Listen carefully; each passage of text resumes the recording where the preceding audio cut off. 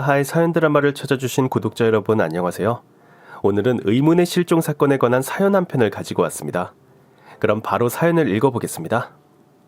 안녕하세요. 저는 무뚝뚝해도 속 깊은 남편과 함께 이란선 쌍둥이 남매를 기르고 있는 30대 주부입니다. 대학을 졸업하고 사회생활을 하던 중 소개로 만난 남편과 2년을 연애하고 결혼한 지 올해로 7년 차가 됐네요. 저는 결혼하자마자 판교시댁에 들어가서 시부모님을 모시고 5년을 살았습니다. 합가에 살면서 집안 가풍을 배우고 익히라는 시아버님의 간곡한 권유와 제안이 있었거든요. 남편이 시아버지의 든든한 지원을 받아서 인쇄 출판 사업을 시작했기 때문에 저희가 시아버님의 말씀을 거역하는 것은 상상도 할 수 없었습니다.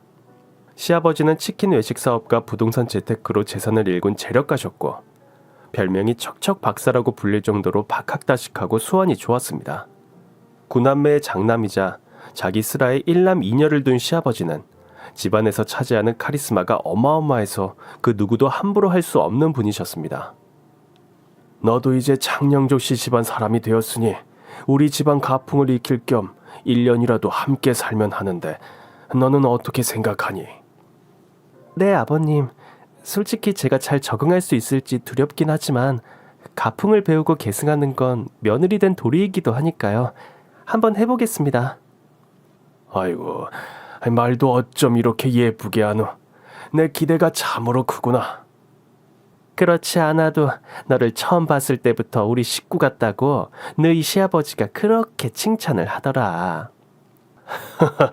우리 승현이가 아무나 데려올 위인인가? 인물도 어디 하나 모자란 데가 없고 곱고 예쁜 게 당신 처녀들랑 똑같지 않소. 누굴 닮았는지 우리 아들 사람 보는 눈 하나는 똑소리가 난다 나. 너희가 분가한다고 했으면 이 양반 3박 4일은 식음을 전폐하고 들어 누웠을 텐데 그 꼴을 안 보게 해줘서 내가 엎드려 절하고 싶은 심정이다. 예, 혹시라도 분가하고 싶으면 언제든지 말하렴. 나는 너희 분가 찬성하는 사람이니까. 요새 신혼에 누가 시부모 모시고 살고 싶겠니? 안 그러니? 어머니, 합가는 저희들이 충분히 상의하고 내린 결정이에요. 그지? 네, 어머니, 저도 충분히 고민해보고 내린 결정이에요. 그러니 너무 염려치 마세요. 그래. 그렇게 매사 부부가 의논하고 결정하면 다툴 일이 없지. 사이가 좋을 땐 당연한 일이, 관계가 나쁠 땐 억만금을 줘도 말하기 싫은 법이야. 관계가 좋든 나쁘든 상대방 말에 귀 기울일 수만 있다면 너희 부부도 우리처럼 건강하고 행복하게 100년 해로할 수 있을 거다. 알겠습니다, 아버지. 네, 아버님 말씀 명심하겠습니다. 아이 그놈 참. 여보, 우리가 복이 많아. 며느리 한번 잘 봤네, 잘 봤어. 안 그렇소? 그만 좀 해요. 내가 딸 바보는 들어봤어도 며느리 바보는 금시초문인데. 아이고, 당신 두고 하는 말이구랴. 이미 시집간 미연이랑 기연이 들어서 섭섭할 말은 아예 하지도 마시구랴. 에헤이, 네 어머니 벌써 질투하신다. 벌써부터 이러시면 곤란하오. 내가 언제 질투했다고 이러슈. 너희 아버지 호들갑은 못 말린다니까. 시아버지는 집안 사람들이 거역하지 못할 카리스마를 가지고 계셨지만 그렇다고 마냥 권위적인 꼰대 스타일은 또 아니셨어요. 남다른 소통과 유머로 분위기를 띄우는 매우 밝고 유쾌한 분이셨어요. 특히 고향 동창들과의 사이가 막역하셔서 한 달이 멀다 하고 만나곤 하셨습니다. 심지어 병원이나 사우나에서 처음 만난 사람인데도 58년 개띠라는 이유로 혹은 고향이 창녕이라는 이유로 반가워하시며 금세 가까워지는 친화력 갑소통왕이셨습니다. 아가, 술상 좀 받아오. 오늘 병원 검진 갔다가 동양 친구를 만났지 뭐냐. 당장 집에 내려간다는 걸 내가 우리 집으로 특별히 모셨으니 잘 부탁한다. 아이고, 며느님 되세요? 초면에 신뢰가 많습니다. 무슨 소리야. 동양 친구를 만나기 어디 쉬운가. 내 집이다 생각하고 마음 편히 있으시게. 아버님, 식사는요? 1차로 고깃집 가서 든든히 먹었지. 자자자 친구. 자, 그래서 우리 하던 이야기 마저 하세. 그놈의 뺑뺑이로 중학교 고등학교 들어왔다고 선배들이 우리 후배 취급도 안 해줬잖아. 아휴, 나는 솔직히 우리도 시험 치고 들어가면 좋겠다 싶었어. 경남고등학교를 목표로 죽어라 공부했는데 아유, 뺑뺑이로 학교를 들어간다니 그때의 허탈함이란. 아유. 그래서 대학 입시 경쟁은 역대 최고 아니었나? 그랬어. 그때 대통령 아들 명문 고등학교 들어가게 하려고 시험 제도를 없앴다는 말이 있었잖아. 아유, 예나 지금이나 더러운 세상. 그래도 우리가 누군가 인류 명문 중고등학교 출신이 아니라도 잘 살 수 있다는 걸 몸소 보여주는 산증인 아닌가. 누가 뭐라고 해도 나는 자유롭고 평등한 58년 개띠라는 자부심이 있다고. 시아버지의 유별난 동양 동기 사랑을 시어머니는 영 못마땅해 하셨습니다. 에휴, 저거 다 지 첫사랑을 못 잊어서 저러는 거야. 에휴, 누가 모를 줄 알고. 네? 아버님 첫사랑이요? 그런 게 있다. 에휴, 너희 아버지 평생 못 잊는 첫사랑. 사업하느라 바쁜 시아버지가 집에 잘 계시지 않아서였을까요? 시어머니는 집보다 밖을 더 선호하시는 분이셨습니다. 동창회, 신도회, 에어로빅 등 각종 모임에서 회장직을 도맡아서 잠시도 집에 계시지 않으셨어요. 살림은 대부분 도와주시는 가사도우미 이모님에게 맡기고 밖으로 도셨지만 만일 마음먹고 반찬 하나를 만들려고 하면 요리 연구가를 능가하는 박식한 지식과 넘치는 교양과 화려한 언변으로 제가 입도 뻥끗 못하게 만드셨죠. 승현이가 아침을 다 먹지 않고 왜 저리 남기노? 목감기라서 입맛이 없대요. 에휴, 기관지가 약해지고 한절기만 되면 꼭 감기를 달고 살지. 얘 아가, 크고 잘 익은 배 하나 가져와 보렴. 열나고 목 아플 땐 배숙만한 게 없지. 배 뚜껑부터 잘라서 속 파고 거기에 꿀 넣고 찌는 거 맞죠, 어머니? 꿀만 넣어서는 안 된단다. 음양오행에 맞춰서 차거나 따뜻한 성질의 재료를 조화롭게 배합해야 약이 되지. 오행에서 금에 속하는 흰색 음식이 기관지에 좋기 때문에 배와 도라지에 수삼을 넣어줄 거야. 생강과 수삼은 편으로 썰고 대추는 씨를 빼서 보기 좋게 말아서 썰고 여기에 호두, 유자청, 홍삼진액, 계피가루, 귤껍질, 후추를 넣고 중약불에 1시간 푹 찌면 돼. 지금부터 내가 속재료 손질을 할 테니 넌 배부터 깨끗하게 씻어오렴. 네, 어머님. 근데 오늘은 모임 없으세요? 왜 없겠니? 여고 동창회 원래 회가 있어서 인사말 준비도 해야 하는데. 아유, 대충 한 말 또 하고 그러는 거지. 어머니는 무슨 말을 해도 청산유수시니까 정말 부러워요. 그러니? 나는 그냥 내 생각을 말할 뿐인데 그렇게 보인다니 다행이구나. 시댁에 들어가 시부모님과 함께 사는 것은 생각보다 힘들지 않았습니다. 재력이 있다고 해도 재벌가는 아니라서 가풍이 그다지 엄격하지 않았거든요.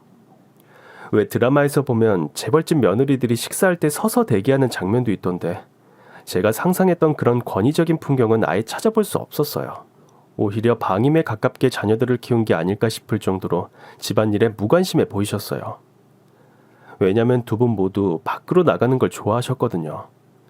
여기에 가사도우미 이모 도움도 컸고요.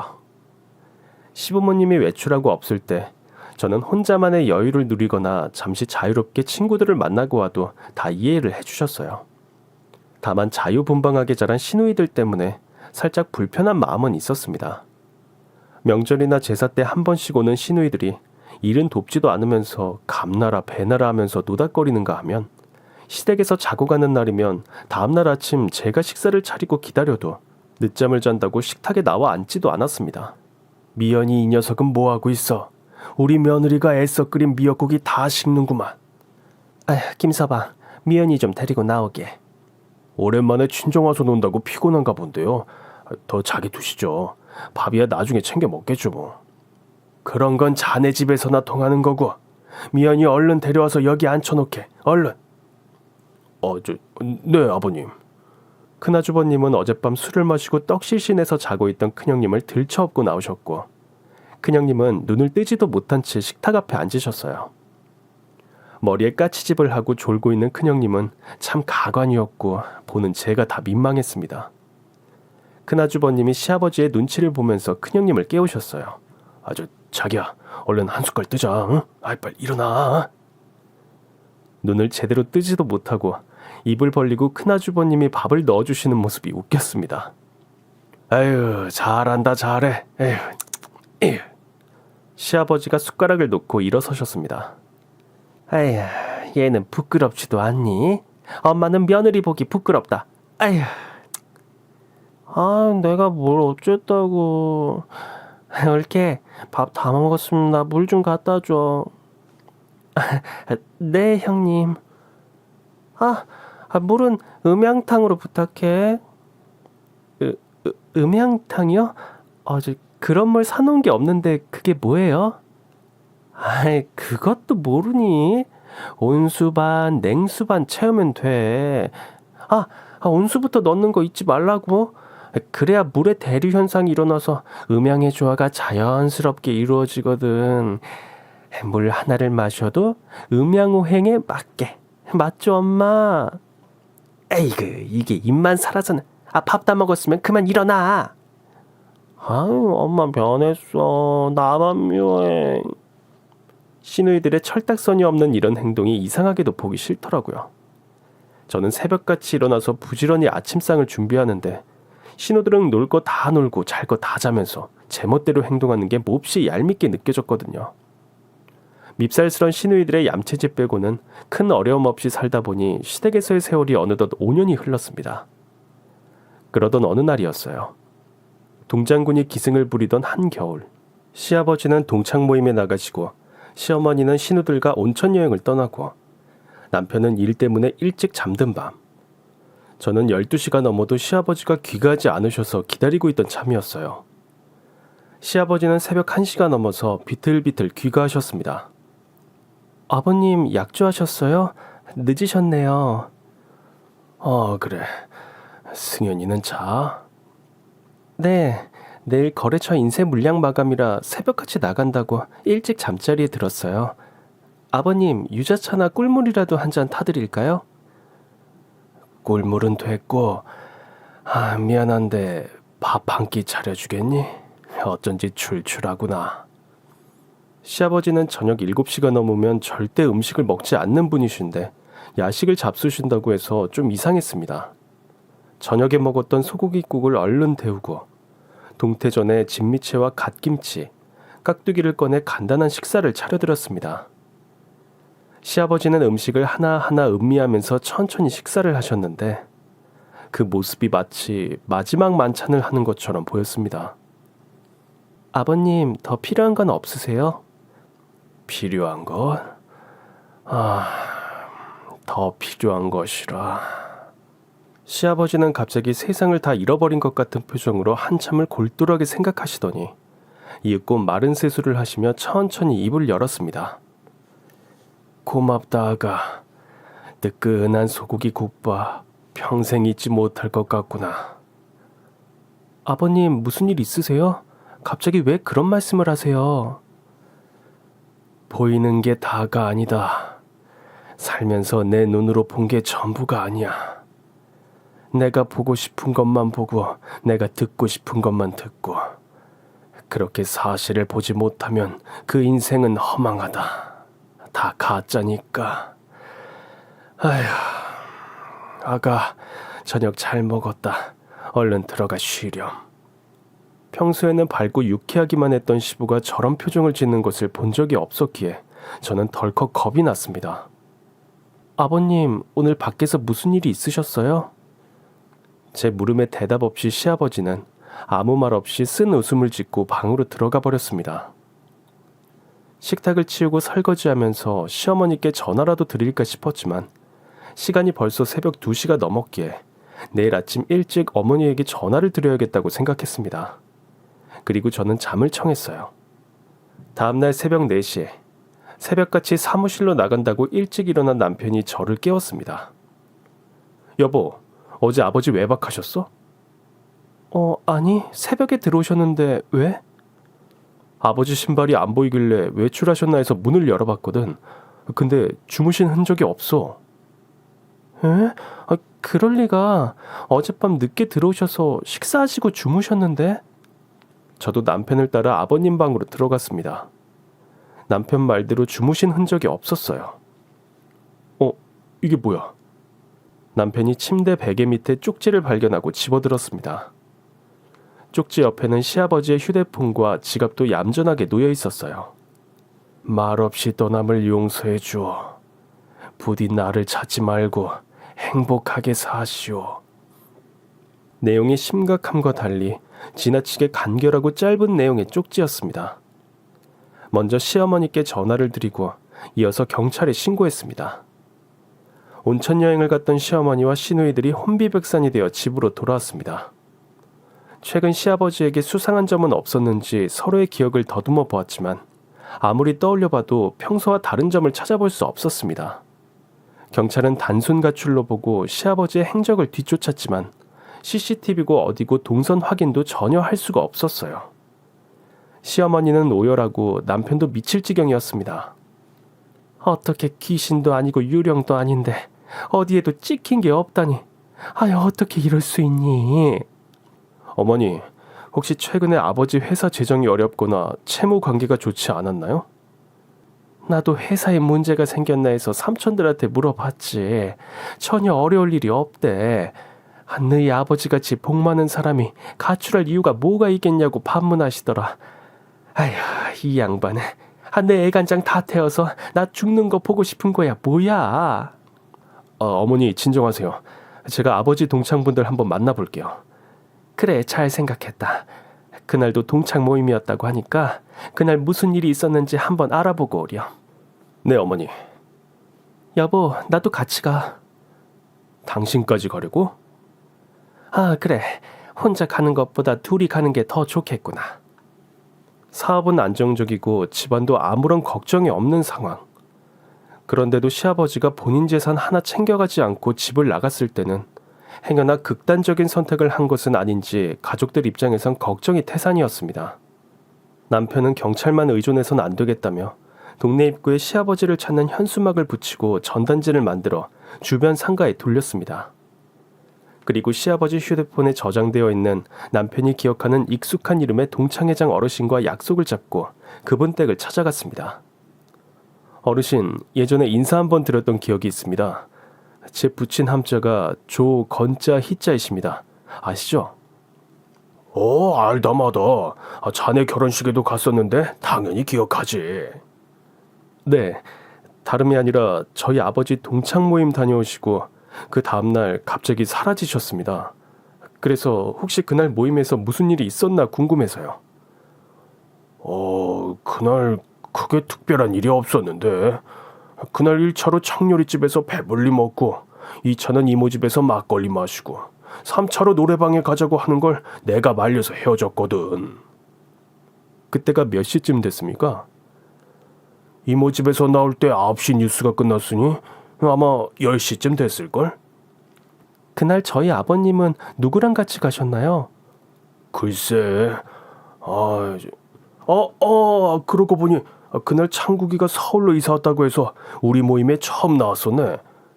그 창국이는 자네 부친이랑 초중 고등학교까지 같이 다닌 절친인데 이사 오기 전까지 고향에 살아서 그동안 얼굴 한번 보기 힘들었거든.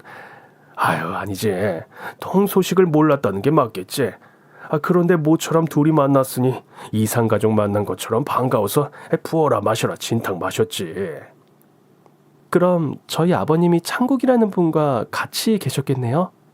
아니, 둘선이하고 셋이 3차를 간다고 갔을 걸 아마. 둘선이를 두고 두 사람이 연적이었으니 우리가 놀리면서 보냈지.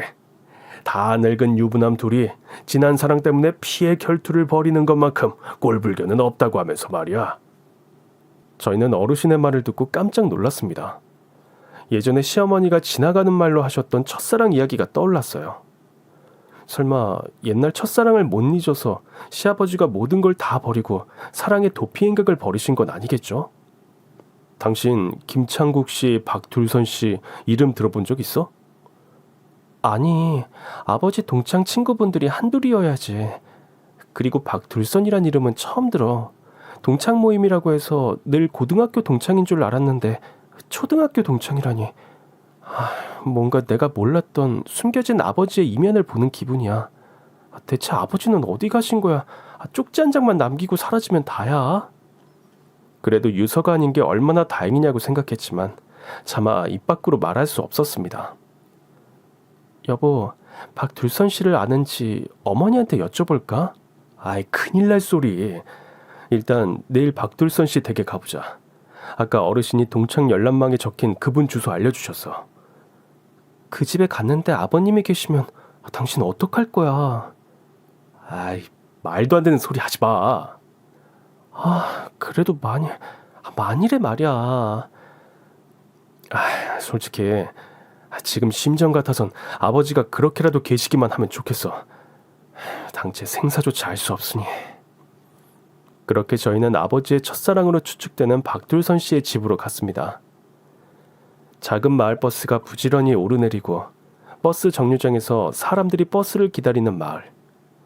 상업화 개발이 덜 돼 시골 같은 느낌이 드는 그곳에 박둘선님의 집이 있었습니다.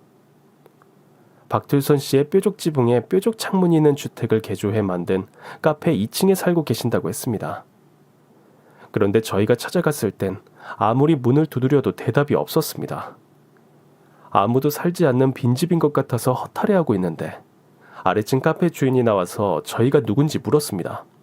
저기요, 실례지만 누구세요? 저희는 박둘선 어르신 만나러 왔는데요. 2층에 안 사세요? 2층 할머니요? 얼마 전에 요양병원 다시 들어가시면서 집 내놓으셨을 거예요. 네? 박둘선 어르신이 어디 많이 편찮으신가요? 저희 아버님이 박둘선 어르신 동창이신데 어르신께 꼭 여쭙고 싶은 게 있어서요. 2층 할머니가 1년 전에 폐암 말기 판정을 받으시고 계속 병원에 계셨어요. 얼마 전에 마지막 외출 나오셨다며 집도 내놓으시고 너무 안 되셨어요. 자녀들은 다 미국에 있어서 늘 가족을 그리워하셨거든요. 이 앞 초등학교 운동장에서 노는 아이들 보면서 편하게 앉아 계시던 모습이 눈에 선해요. 참 정말 곱고 소녀 같은 분이셨는데 너무너무 안타까운 일이에요. 혹시 어르신이 계신 요양병원이 어딘지 아세요? 성모 요양병원이라고 했던 것 같은데. 근데 정확하지는 않아요. 며칠 전 미국에서 아들 며느리가 와서 병원에 같이 있는 걸로 알아요. 그래도 할머니의 마지막이 외롭지는 않아서 다행이에요. 아드님이 들어오셨군요. 자식들이 그렇죠 뭐. 늘 한 발 늦잖아요. 저도 우리 부모님한테 평소 잘해야겠다 하면서도 또 내일이 바빠서 놓치고. 제가 주책맞게 말이 많았네요. 아닙니다. 고맙습니다. 저희는 아무런 소득도 없이 발길을 돌려야 했습니다. 남편은 그래도 혹시 모르니까 박둘선님이 입원한 요양병원에 한번 가서 확인해보고 싶다고 해서 곧바로 차를 돌려 요양병원을 찾았습니다. 박둘선님의 이름이 적힌 병실을 겨우 찾았을 때 저희 가슴은 정말 미친 듯이 뛰었습니다. 마침 문이 열려 있어서 안을 들여다볼 수 있었습니다. 혹시 병실에 시아버지가 간병을 하고 계시면 어떡하나 하는 조마조마한 두려움과 그래도 시아버지가 계시면 좋겠다 하는 기대로 병실 안을 들여다봤는데 시아버님의 그림자는 보이지도 않았습니다. 여러 주사를 맞고 누워있는 박둘선 어르신의 얼굴을 보니 카페 주인 말이 이해가 됐어요. 비록 말기암으로 비쩍 마르고 수척해 보이셨지만 건강하셨을 땐 곱고 소녀 같았을 뿐이셨어요. 저희는 차마 박둘선 어르신을 깨우지 못하고 병실 앞에서 발길을 돌렸습니다. 당신 아버님이 안 계셔서 좋아? 아니 좋은데 좋지 않아. 그지, 나도 그래. 아버님이 안 계셨으면 했는데 또 계셨으면 하는 마음이더라고. 이제 어떡하지? 그날 같이 계셨던 분 김창국 어르신이라고 했지? 그분한테 한번 가보자. 그분 계속 전화를 안 받으셔. 그럼 어떡해. 동창 회장님에게 주소 좀 알아봐 달라고 해. 이번에 상경하셔서 주소록 명단에 없대.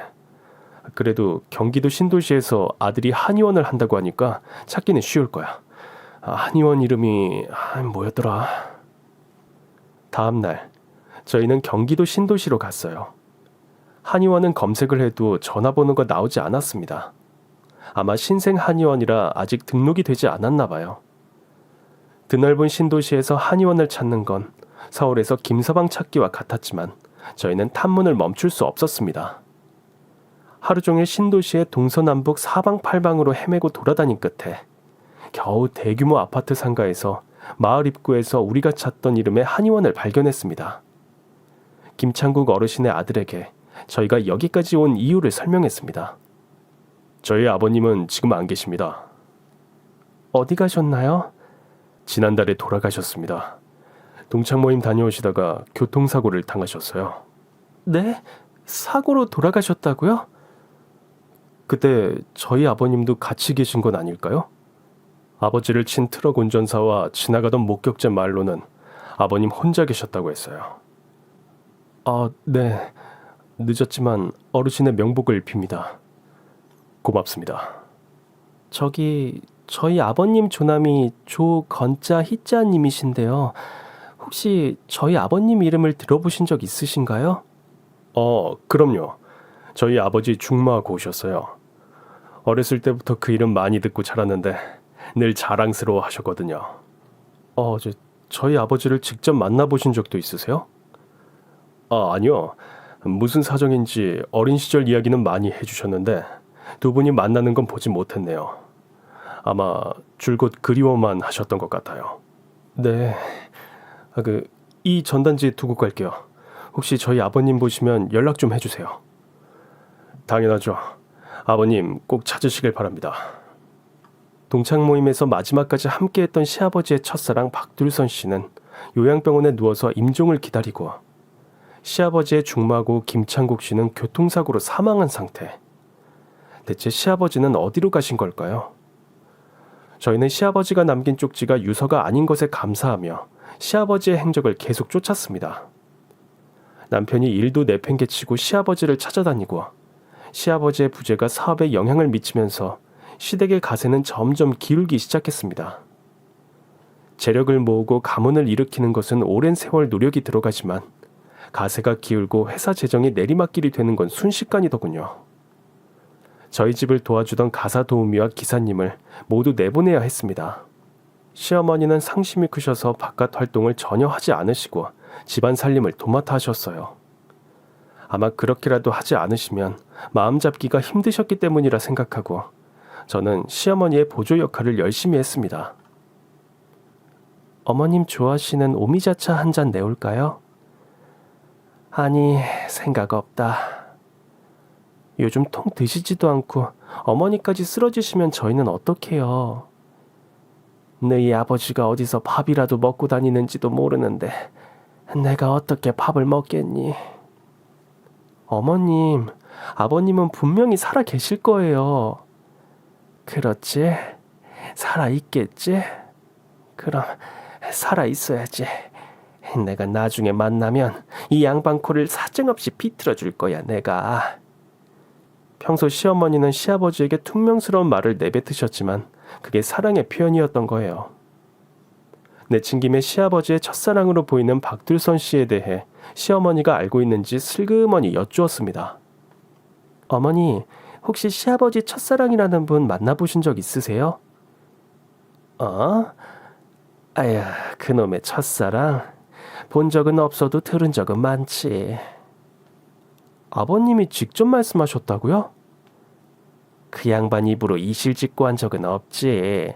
내가 있는데도 친구들이 너희 아버지 첫사랑 이야기를 하니까 그런 줄 아는 거지. 에휴, 지 말로는 내가 첫사랑이래. 참나. 에휴, 어이가 없어서. 그때 갑자기 시아버님이 마지막에 하신 말씀이 생각났습니다. 보이는 게 다가 아니다. 살면서 내 눈으로 본 게 전부가 아니야. 내가 보고 싶은 것만 보고, 내가 듣고 싶은 것만 듣고, 그렇게 사실을 보지 못하면 그 인생은 허망하다. 다 가짜이니까. 지금까지 사실은 세 사람이 초등학교 동창이고 한 명은 사망, 한 명은 입원, 나머지 한 명은 행방불명. 첫사랑이니 연적이니 이런 것은 친구들의 이야기고 추측이니 믿지 말자. 사실만 보자고 생각했습니다. 경찰은 여전히 수사 중이라고 했지만 시아버지의 행방은 어디에서도 나타나지 않았고 저희는 그래도 최선을 다해 찾아봐달라고 부탁했습니다. 저는 시아버지가 사라지던 그날 시아버지가 하신 말씀을 할까 말까 결국 하지 않았습니다. 왜냐하면 지금 상황에선 좋지 않을 거라 판단했기 때문이에요.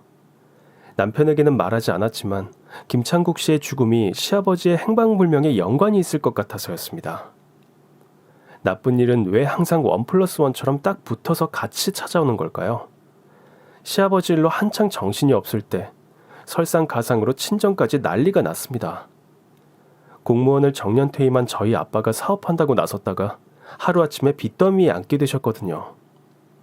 엄마는 하루가 멀다 하고 제게 전화해서 돈을 융통해 줄 수 없겠냐고 부탁을 해오셨어요. 속상하게도 저는 친정을 도울 여력이 없었습니다. 엄마, 나한테 돈이 어딨어? 남편은 아버님 찾아다닌다고 거의 폐업 상태야. 지금 아버님 남겨주신 부동산 야금야금 팔아서 생활비 충당하는데 염치도 없이 시댁에 돈 좀 빌려달라는 말을 어떻게 해? 아빠는 왜 사업을 벌리고 그랬대? 너희 아빠가 옛날부터 팔랑귀잖아. 이번에도 팔랑팔랑 한 거지. 공무원 연금까지 다 올인한 거야? 퇴직금에 연금만 올인했으면 다행이게. 아휴, 너희 할아버지 남겨주신 선산, 논밭, 우리 집까지 죄다 넣었대. 와, 간도 크다. 아빠는 사업도 안 해봤으면서 용감하게 왜 그랬대? 너네 시아버지 사업하는 것 보고는 돈 벌려면 사업이 최고다. 월급쟁이로는 안 된다 하더니 아휴, 결국 일을 냈다 냈어. 아휴. 알았어. 이번 주말에 집에 갈게. 그때 이야기해. 허영심이 많았던 아빠는 예전부터 사업하는 시아버지를 부러워하셨어요. 공무원으로는 상상할 수 없는 재력으로 이 차 저 차 몰고 다니는 모습만 보고 일을 이렇게 저지르신 거예요. 그래도 이렇게까지 일을 크게 벌릴 거라고는 상상도 못했습니다. 엄마는 가슴을 박박 치며 울었습니다. 아유, 내가 미쳐 당신. 이제 어떡할 거야. 집도 절도 없이 우린 어떻게 살아. 괜찮아. 내가 다 수습할 수 있어. 아휴, 조서방한테 얘기 좀 잘 해봐. 부자는 망해도 3년은 간다는데 지금 우리가 붙잡을 지푸라기가 네 시댁밖에 없잖니. 엄마, 지금 시댁 초상집이야. 시아버지가 어디 가서 살았는지 죽었는지도 모르는데 내가 어떻게 돈 이야기를 꺼내. 에휴, 나쁜 년. 그럼 우리가 길거리 나가는 꼴 봐야지 되겠니? 알았어. 내가 승현 씨한테 얘기는 해볼게. 하지만 기대하지 마. 진짜 우리 아무것도 없어. 그래. 고맙다, 고마워. 집으로 돌아와서 친정 사정을 이야기하려는 제 입은 쉽게 떨어지지 않았습니다. 그래도 신신당부하던 엄마의 조급한 얼굴을 떠올리고는 겨우 입을 열었어요. 친정 상황을 넌지시 이야기를 해봤지만 남편 귀에 내 말이 들릴 리가 없었습니다. 아버님이 사업을 하셨구나. 요즘 같은 불경기에 사업이라니. 아이고, 큰일 내셨네. 그래도 잘 수습하실 거야. 평생 사회생활을 하셨는데 잘 수습하시겠지. 여보, 내일은 아버님 고향으로 한번 더 찾아가 볼까 싶어. 거긴 한 달 전에 다녀왔잖아. 이번엔 느낌이 그래. 엄마가 용하다는 점집에 가서 물었을 때도 5, 6월 남동향에서 발견된다고 했으니까 한번 내려가 봐야겠어.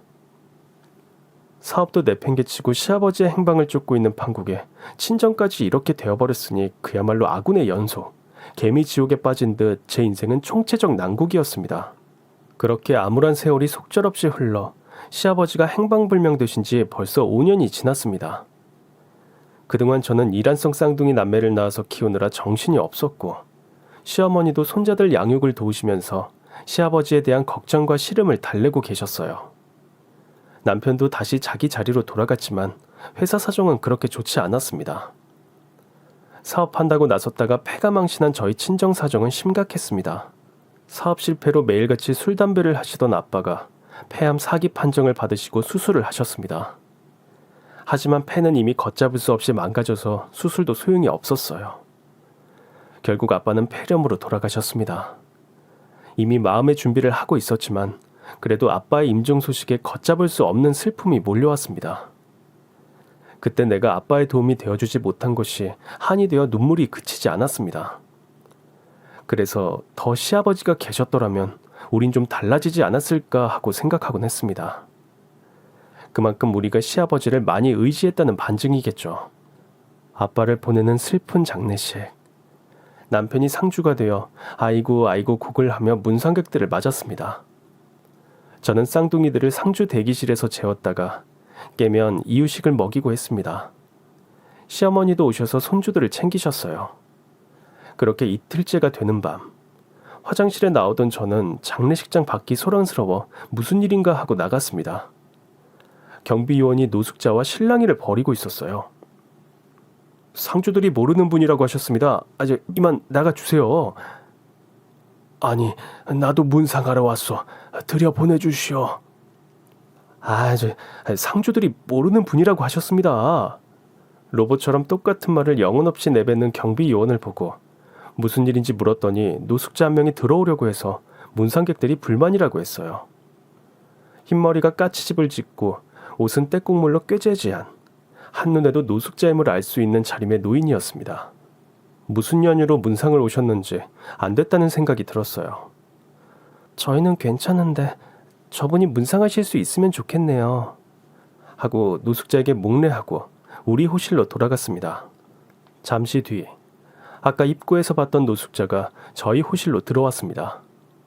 그리고 아버지 운구 앞에서 절을 하고 흰 봉투를 내밀었습니다. 지폐 한 장 정도 들은 것 같았어요. 노숙자인데 이렇게 봉투까지 챙기다니 누군가 싶어 이름을 보려고 봉투를 봤는데 이름이 적혀있지 않았어요. 조이함에 넣으려다가 너무 궁금해서 봉투 안을 살짝 봤는데 세상에 1,000원도 아니고 10,000원도 아니고 한 장짜리 수표가 들어있었습니다. 금액은 자그마치 10억 원짜리 수표였어요. 절을 하고 식사도 하지 않고 돌아가려는 노숙자를 신발도 신지 않고 달려가 붙잡았습니다. 어르신, 잠시만요. 맞절한 남편도 어딘가 이상한 낌새를 눈치채고 불이 나게 달려왔습니다. 네, 그 노숙자는 다름 아닌 5년 전에 실종된 시아버지였습니다. 예전에 살집이 있으셔서 풍채가 있고 머리는 염색을 하셨던 분이라 지금 흰머리가 성성하고 왜소해진 노숙자 모습에서 단박에 알아보기가 힘들었어요. 그래도 생김새며 말투며 어딜 봐도 저희 시아버지가 맞았습니다. 아버지! 아버님, 왜 이제 오세요? 저희는 시아버지를 확인하자마자 왈칵 서러웠던 눈물이 터졌습니다. 시어머니도 무슨 일인가 하고 나오셨다가 시아버지를 확인하고는 다리가 풀려 주저앉고 말았습니다. 아유, 당신 몰골이 그게 뭐야? 왜 이러고 있어? 아유, 집도 가족도 있는 양반이 뭐가 모자라서 이러고 있어? 미안하오 여보. 미안하다 얘들아. 예비가 이렇게나 못나 미안하구나. 시아버지는 천천히 본인의 이야기를, 그날의 사정을 비로소 털어놓으셨습니다. 나에게는 정말 귀한 은인이 하나 있는데 그게 김창국이라는 친구란다. 우리는 어릴 적부터 함께 자란 중마고우였지. 초등학교, 중학교, 고등학교까지 늘 붙어 다녔어. 창국이는 소꿉친구였던 둘선이를 좋아했고 나는 두 사람이 잘 되길 바랬어. 나는 대학에 들어가고 창국이는 집안 사정으로 돈을 벌려고 은행에 들어갔지. 가난해도 똑똑하고 직업까지 반듯했으니 인기가 많았어.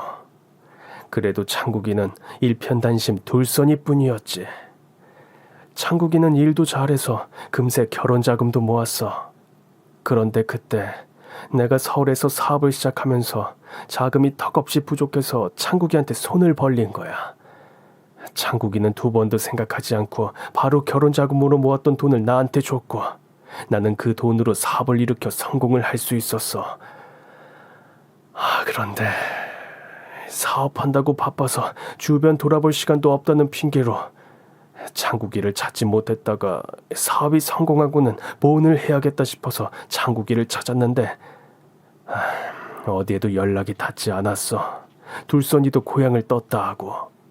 시아버지는 막역지우 김창국님을 만나기 위해 그렇게 많은 초등학교, 중학교, 고등학교 동창회 모임을 빠짐없이 나갔고 동창들에게 수소문을 했다고 합니다. 외국으로 이민을 갔는지 아무도 김창국님의 소식을 몰랐다고 하네요. 김창국의 약혼녀인 박둘선님의 소식도 함께 모르니 동창 사이에선 얼토당토 않는 삼각관계 러브스토리를 만들어서 놀림감으로 삼으셨대요. 답답했던 시아버지는 동양의 58년 개띠인 사람만 봐도 반가워하며 혹시 중마고 김창국님을 아는지 묻고 다녔다고 합니다. 그러다가 마침 그 문제의 동창회 날 박둘선님과 김창국님을 만나게 되신 거예요. 알고 보니 나한테 결혼 자금을 빌려주고 돈이 없어 두 사람은 결혼을 못하고 말았지 뭐냐. 그때만 해도 식을 안 올리고 같이 사는 건 남의 입방아에 올라가던 시절이라 새님 같은 창국이는 상상도 못했겠지. 그러다가 둘선이 집안에서 창국이 기다리다 노처녀 아니면 처녀 귀신 되겠다고 서둘러 중매로 다른 남자와 결혼을 시켰고 그렇게 두 사람은 헤어졌단다. 나 때문에. 두 사람이 그렇게 좋아 죽던 두 사람이 나 때문에 헤어지고 다른 사람과 결혼을 했어. 그걸 그날 알았지. 바보같이 미안한 마음에 두 사람에게 진심으로 사죄하고 싶어서 3차를 갔어. 그런데 둘선이가 내일 모레 요양병원으로 들어가야 할 시한부 환자라고 하네. 내 마음이 어땠겠니? 내 인생이 와장창 깨지는 느낌이었어. 정말 난 두 사람이 어디선가 잘 살고 있을 거라 생각했는데 그건 내가 자기 합리화를 하려는 물거품 같은 환상이었어. 김창국님과 시아버지가 박둘선님의 댁까지 모셔다 드리고 집으로 돌아가는 길. 다음을 기약하며 헤어지자는 김창국님의 말에도 조금만 시간을 내어 이야기하자고 시아버지가 떼를 쓰셨대요. 그리고 먼저 도로를 건너 술집을 향해 들어가려는데 그때 덤프트럭이 돌진해왔고 트럭에 사고당할 뻔한 시아버지를 잽싸게 밀쳐낸 김창국님이 대신 그 자리에서 숨을 거두셨다고 합니다. 그 광경을 목격한 시아버지의 충격은 이만저만이 아니었습니다.